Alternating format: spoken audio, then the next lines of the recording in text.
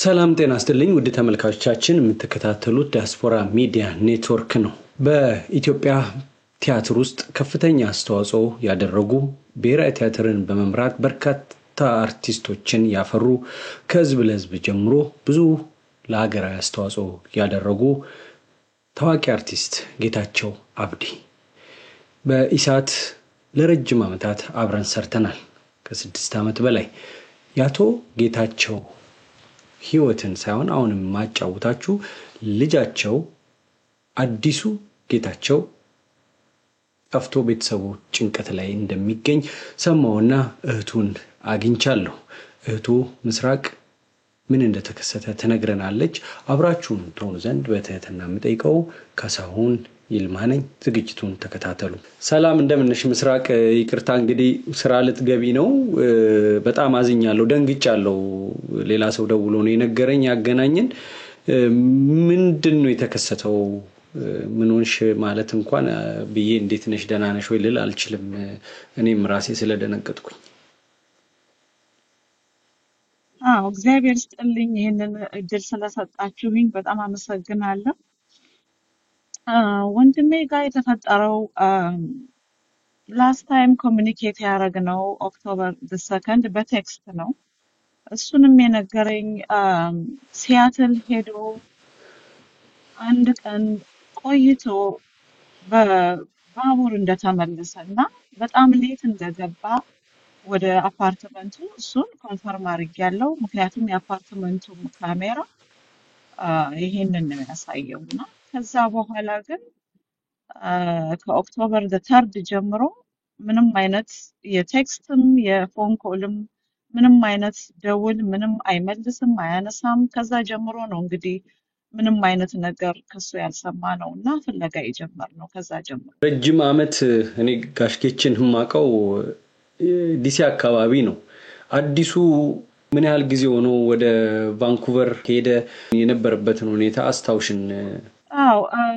አዲሱ ዋሽንግተን ነበር። ከኢትዮጵያ ከመጣ ጀምሮ ብዙውን ህይወቱን ያሳለፈው ኮሌጅም ሄዶ የተመረቀው ኮምፒውተር ሳይንስ ኢቭን ማስተርስ ዲግሪ ይዞ የተመረቀው ከዲሲ ነው። ዲሲም ቢሆን 20 ዓመት የሚሆን በኮምፒውተር ሳይንስ በፕሮፌሽናል ደረጃ ሰርቶ ከዛ በኋላ ነው ወደ ዋሽንግተን ስቴት ቫንኮቨር ካናዳ ሳይሆን ዋሽንግተን ስቴት ቫንኮቨር የሙቪ ያደረገው። it's like 2 years 2.5 years እንደዚህ ይሆናል ሙቭ ካረገ ወደ ቫንኮቨር። ዋሽንግተን ስቴት ውስጥ ቫንኩቨር የሚባል ቦታ አለ ማለት ነው? ቫንኮቨር የሚባል ዋሽንግተን ስቴት ውስጥ ያለ ነው እንጂ ካናዳ አይደለም። ካናዳ አይደለም። ስለዚህ ለሲያትል ቅርብ ነው ይሄ አካባቢ ቫንኩቨር? የአንድ ሰዓት በትሬን 1 ሰዓት እንደዚህ ተጓዝኩ ብሎ እዛ ያለች አንድ ካዝኔ ለሷም በስልክ ደውሎ ነግሯታል። አይ ቲንክ an hour እንደዚህ ነው በትሬን። አሁን አንቺ መጨረሻ ጊዜ አወራሽው ነግረሽናል።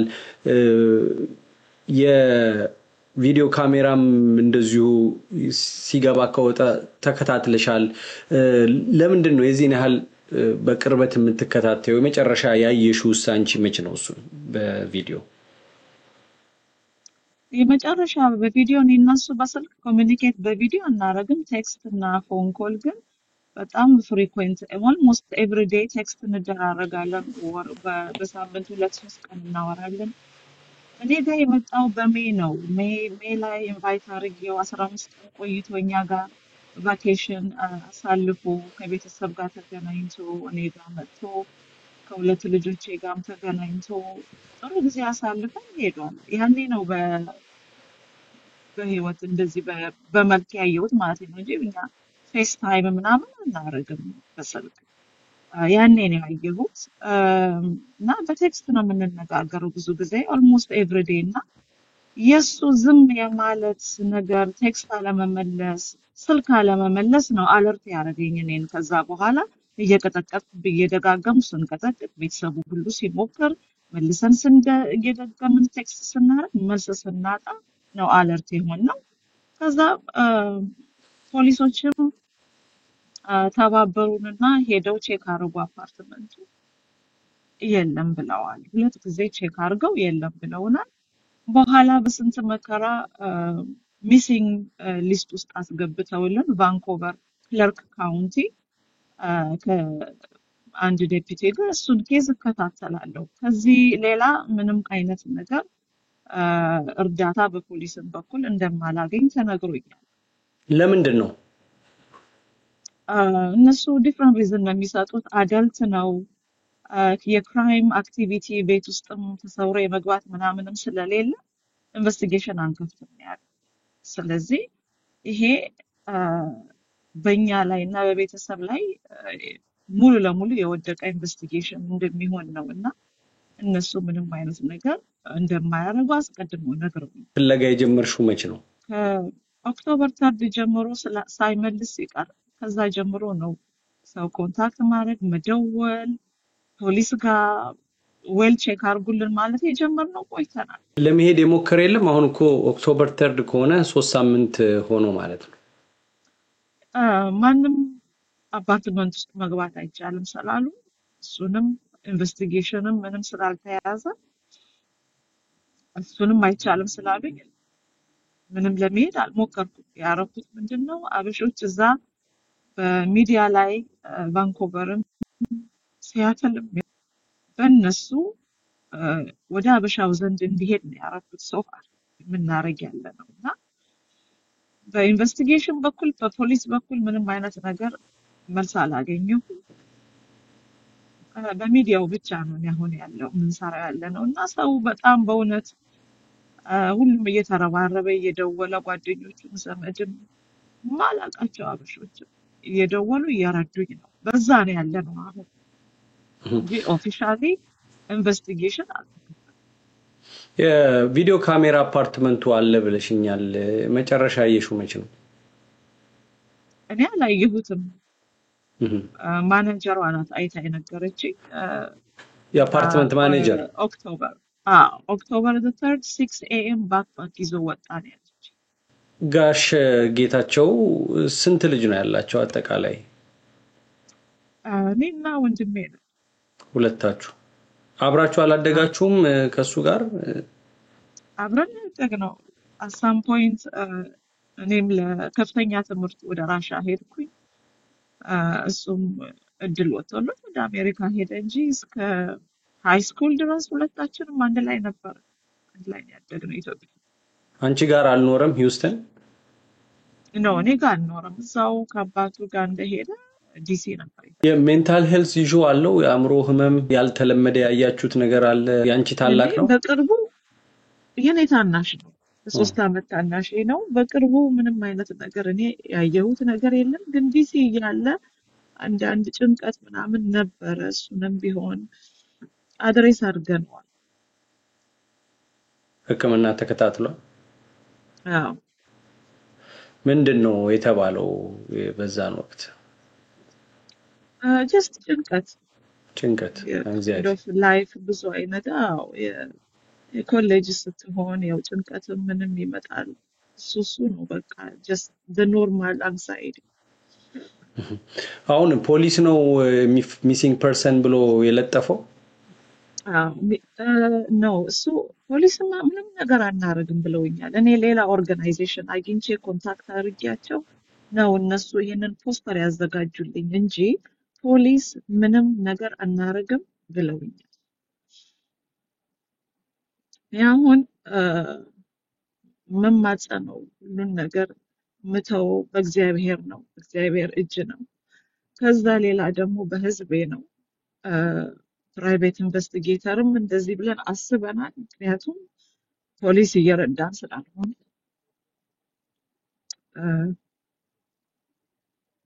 እንደሱ ነው። ተመልካቾቻችን የምትከታተሉ ዲያስፖራ ሚዲያ ኔትወርክ ነው። እንደምትመለከቱት ሚሲንግ ፐርሰን ይላል ዋሽንግተን ስቴት ፓትሮል አዲሱ ጌታቸው ተብሎ ነው። የ49 ዓመት ቁመቱ 5 ፊት ከ7 ኢንች ነው። በጣም የሚያሳዝን ነው፣ የሚያስደነግጥ ነው። በሲያትልም አካባቢ እንዲያሉ ተደጋጋሚ ነገሮች ከዚህ አይተናል። ምስሉን እንደምትመለከቱት ነው። እህቱ ምስራቅ አብዲ በጣም ተጨንቃለች። የት ነው የምትኖሪው አንቺ? ሂውስተን ቴክሳስ። እንግዲህ ሰዎች በዛ በተለይ ሲያትል የምትኖሩ ሰዎች ይህንን ነገር እንድትከታተሉ በተቻላችሁ አቅም በተለይ ህጋዊ ነገሮችን የምታውቁ እንድትረዷት። ጋሽ ጌታቸውም የአገር ባለውለታ ነው። እሷም ስራ ልትገባ መኪና ውስጥ ሆና ነው እያናገረችኝ ያለችው። አግብቷል፣ ትዳር አለው፣ ልጆች አሉ? አላገባም፣ ልጆች የሉትም። አመሰግናለሁ። ሙሉ ስሙ አዲሱ ዴኒስ ጌታቸው ነው አይደል? ሚድል ኔም ያስገባው አለ በራሱ ዴኒስ የሚል። ትክክል። እሺ፣ አመሰግናለሁ ስለሰጠሽን መረጃ። እግዚአብሔር በህይወት እንድታገኙት እንዲረዳ። ጋሽ ጌታቸውም የሀገራችን ባለውለታ ነው። የእሱ ጭንቀት የሁላችንም ጭንቀት ነው። ያንቺንም እንባ እግዚአብሔር እንዲያብስ እኔም በዚሁ አጋጣሚ እመኛለሁ። ያሳዝናል። ተስፋ አደርጋለሁ ተገኝቶ ደግሞ ተገኘ የሚለውን ዜና እንሰማለን ብዬ ገምታለሁ። ግን አሁንም ወደ ሲያትል ቫንኩቨር መሄዱ በጣም አስፈላጊ ሆኖ ይሰማኛል። መረጃውን አደርሳለሁ።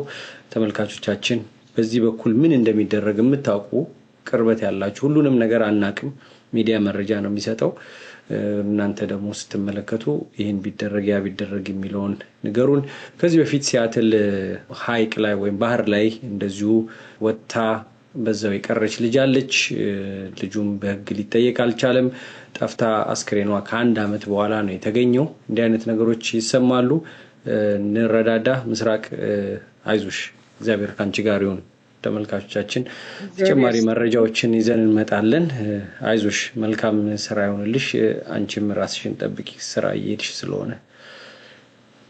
እሺ ወንድም፣ እግዚአብሔር ይስጥልኝ።